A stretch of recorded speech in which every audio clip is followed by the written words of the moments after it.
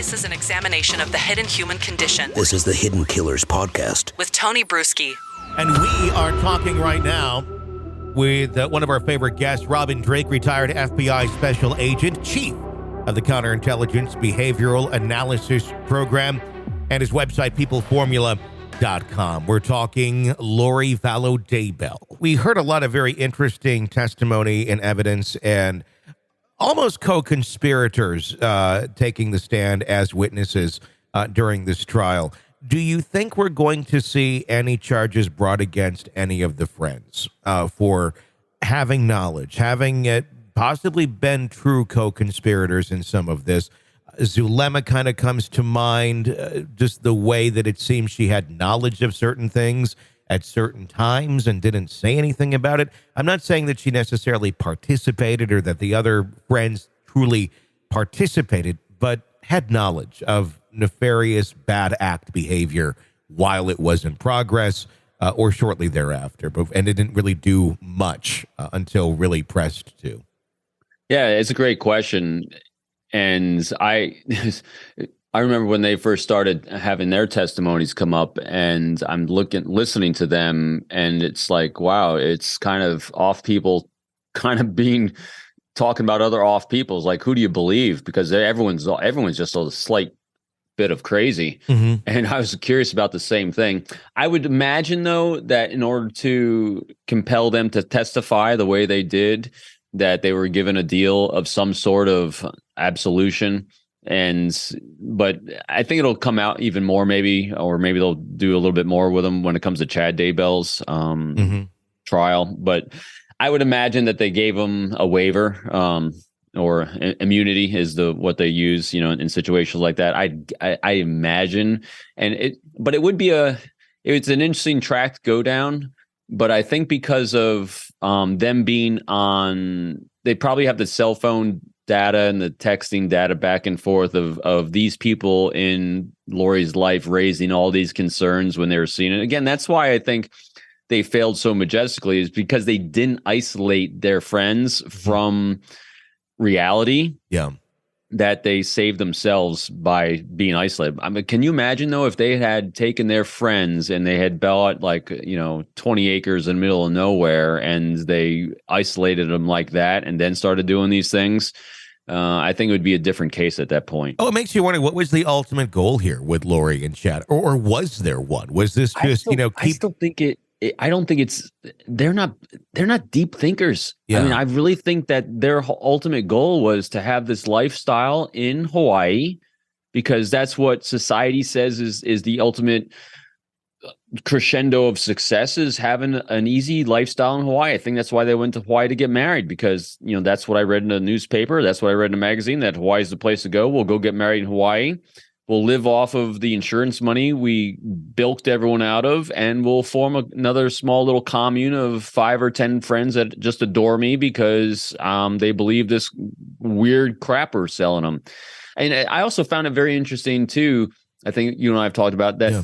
No one from Lori Daybell's past came forward to testify. No one, the defense didn't call anyone to say, hey, we had this great history with Lori Daybell. I was literally thinking the exact same thing as you were saying that. We were just thinking of the circle of friends, everybody who testified were all from the last handful of years. There wasn't somebody from, I've been friends with her for 25 years and this is not her. There was none of that other than her son. There was no friends or anyone, family, other than her one son that, testified as to, yes, she was once a good mom, but something obviously changed. I really think this goes to, if anyone's ever wondering what a psychopath looks like, this is it. This is pure psychopathy. I'm not licensed in this. I'm not a licensed clinician saying this, but when you deal with psychopathy, what you're dealing with is a individual that has zero. And when I say zero empathy, we're talking total objectivity. What's the word I'm looking for? Objectifying. There you go. Total objectifying of another human being as an object. And here's what I mean by that.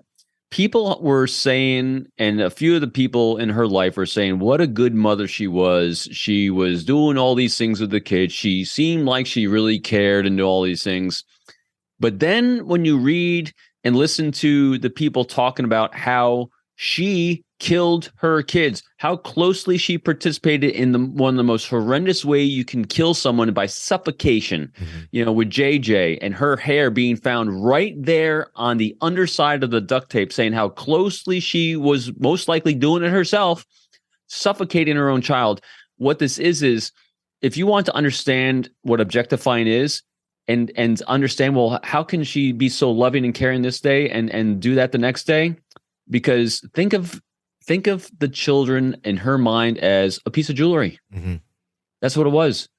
Literally, she thought of her children as a bauble and a piece of jewelry that made her look good when she wanted to look good, and she needed to fulfill a role as a grand manipulator. And then as soon as the piece of jewelry no longer served its purpose, because I found my Chad Daybell, who says I'm this godlike goddess and princess.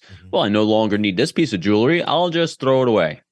That is exactly what happened. I think a lot of people, when they think of psychopath, we think of, something like Silence of the Lambs, and that's sort of a right. personality. But it's not that in most cases. It's just like how we have weird misconceptions about other disorders and diseases and things like that. You think of, alcoholic, if you will, and the first thing that comes to mind for many is, it's that guy on the edge of the street drinking out of the paper bag. It's not. It's usually like the CEO right. down the hall that's doing everything. Or it could be anybody. And with psychopath, it's the same sort of thing. It's not what you think it's going to look like in many cases. In some, sure. But in many cases, it's people like this. And you're exactly right. She's looking at people as complete objects. I would even say she looks at them as even less than people. Because I think a lot of us have to feel like, well, how do I get this down so I think of this person as a nothing? I think she looks at them as even less than nothing. They're all pawns to her. They're all things that are she's in control of, or that she can try and take control of. Or it's objects without connection.